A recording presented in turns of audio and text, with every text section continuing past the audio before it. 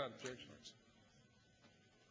Mr. Speaker and members of the House, there's no more pressing issue in our country today than bringing an end to the war in Iraq as quickly as possible. I thank my colleagues on the other side who just completed their discussion of the war on terror. They remind us that it's a war in which we can never yield and about which we have no choice. They also remind us that Iraq has become a recruiting ground for those international terrorists. Iraq has become a proving ground for those international terrorists, and that Iraq has become the motivation for many of those international terrorists, none of which existed before. None of it which existed before the president's choice to go to war. A war not of necessity, a war that was unjustified, based upon falsified intelligence. In fact, we see the new CIA director said that intelligence that the administration used to make the case for war was wrong, inaccurate, and misleading.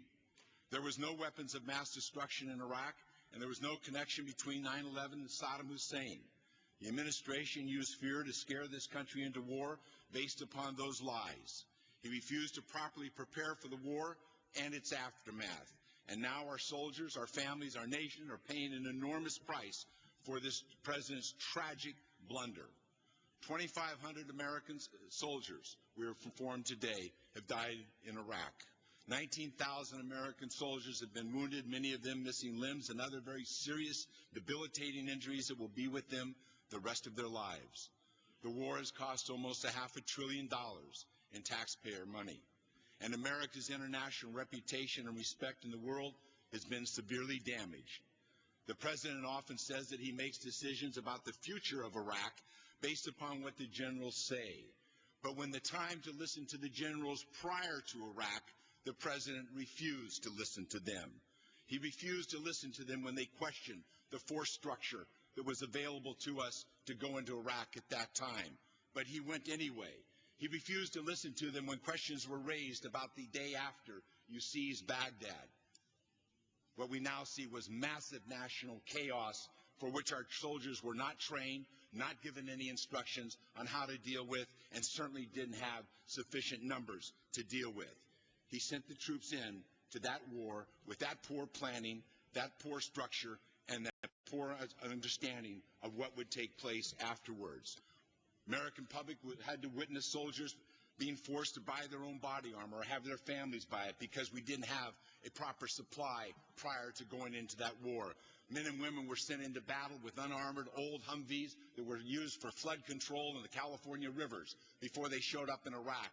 And those soldiers died because of that inadequate equipment and because of the roadside bombs that are the #1 killer in Iraq. We see the torture of detainees was approved at the highest levels in the Pentagon.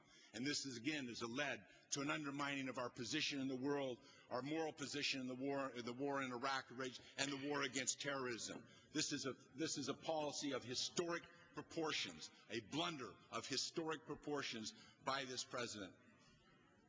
And it's very important that we understand that we are paying a huge price for these mistakes by this administration. And tragically, we stand here on the floor of this Congress today, 3 years after the beginning of this war.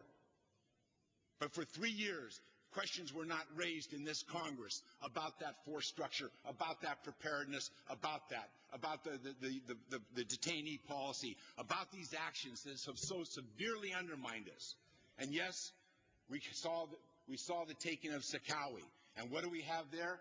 We have the real use of smart intelligence on the war against terror. As you pointed out, they're not going to come after the 130,000 troops. They're not going to come after our strengths. But that's what people have been saying for a long time.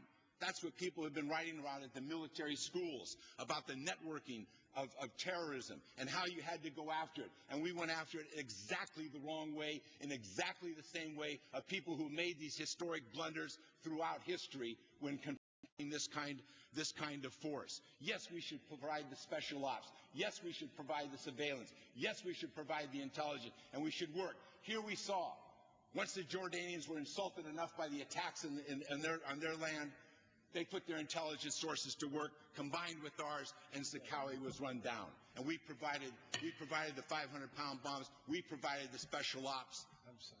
That's not what's happening day to day in the war in Iraq, and our troops are paying a horrible, horrible price for the lack of preparation, the lack of planning, and the lack of prosecution of this effort, and the initial mistake and lies by the President of the United States. Gentleman from Michigan. The historic blunder is that we didn't address this problem in the 1990s when it started rearing its ugly head.